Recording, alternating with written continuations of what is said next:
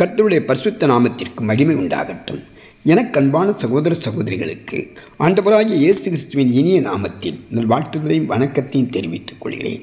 காலைதோறும் கர்த்தருடைய வார்த்தை என்ற தலைப்பில் நாம் வேத வசனங்களை தியானித்து வருகிறோம். இன்றைக்கு தியானத்திற்கு நாம் எடுத்துக்கொண்ட வேத வசனம் சங்கீதம் 46:11. சேனைகளின் கர்த்தர் நம்மோடு இருக்கிறார், யாக்கோபின் தேவன் நமக்கு உயர்ந்த அடைக்கலமானவர். சங்கீதக்காரர் கர்த்தரை பற்றி சொல்லும்போது யாக்கோபின் தேவன் நமக்கு உயர்ந்த அடைக்கலமானவர் என்று சொல்கிறார். யாக்கோபின் தேவன் யாக்கோபுக்கு தேவன், யாக்கோபின் சந்ததியான நமக்கும் தேவனாயிருக்கிறார்.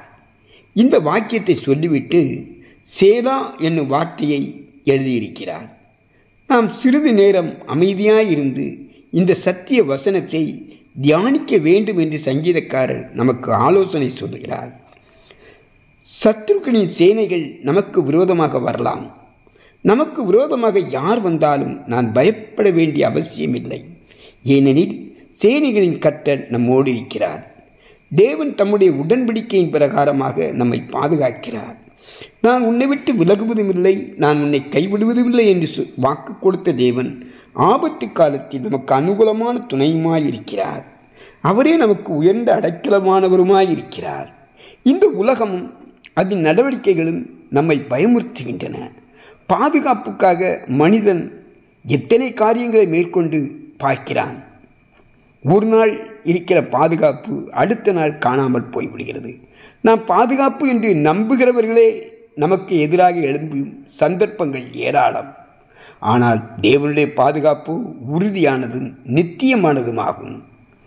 2 சாமுவேல் 22:3 தேவன் நான் நம்பியிருக்கிற துருகமும் என் கேடகமும் என் இரட்சண்ய கொம்பும் என் உயர்ந்த அடைக்கலமும் என் புகலிடமும் என் இரட்சகருமானவர் என்று தாவீது கூறியிருக்கிறார். சூழ்நிலைகள் எவ்வாறாக இருந்தாலும் நான் பயப்பட வேண்டிய அவசியமில்லை. நான் உன்னுடனே இருக்கிறேன் என்று சொன்னவர் நம்மோடு இருக்கிறார் என்ற நம்பிக்கையுடன் நான் முன் செல்ல வேண்டும். யார் யாருக்கு தேவன் அடைக்கலமாய் இருப்பார் என்று வேதத்தில் பார்த்தோமானால், முதலாவதாக சங்கீதம் 9:9 சிறுமைப்பட்டவனுக்கு கர்த்தர் அடைக்கலமானவர், நெருக்கப்படுகிற காலங்களில் அவரே தஞ்சமானவர். கர்த்தர் தம்முடைய பிள்ளைகளுக்கு விசேஷித்த சிலாக்கியங்களை கொடுக்கிறார், விசேஷித்த பாதுகாப்பையும் பராமரிப்பையும் கொடுக்கிறார். இது கர்த்தருடைய பிள்ளைகளுக்கு கொடுக்கும் மேன்மையான சிலாக்கியம். அவருடைய கிருபை, அவருடைய இரக்கம் நம்மை பாதுகாக்கிறது. கர்த்தருடைய அடைக்கலம் பலம் உள்ளது, சத்ருவால் ஒன்றும் செய்ய முடியாது.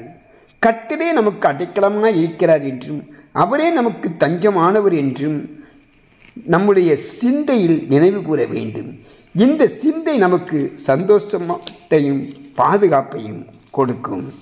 இரண்டாவதாக சங்கீதம் 28:8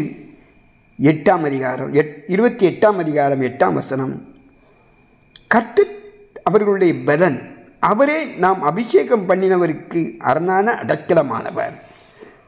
கர்த்தரிடத்தில் பக்தி உள்ளவர்களுக்கும் விசுவாசம் உள்ளவர்களுக்கும் தேவனாலே உதவிகளும் ஒத்தாசைகளும் வரும். இயேசு கிறிஸ்துவின் மூலமாய் அந்த உதவிகளும் ஒத்தாசைகளும் வரும்.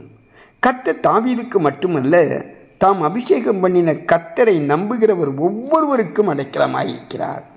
மூன்றாவதாக சங்கீதம் 90:1 ஆண்டவரே தேவரே தலைமுறை தலைமுறையாக எங்களுக்கு அடைக்கலமானவர். தேவன் எல்லா காலங்களிலும் தம்முடைய பிள்ளைகளை பாதுகாத்து பராமரித்து வருகிறார்.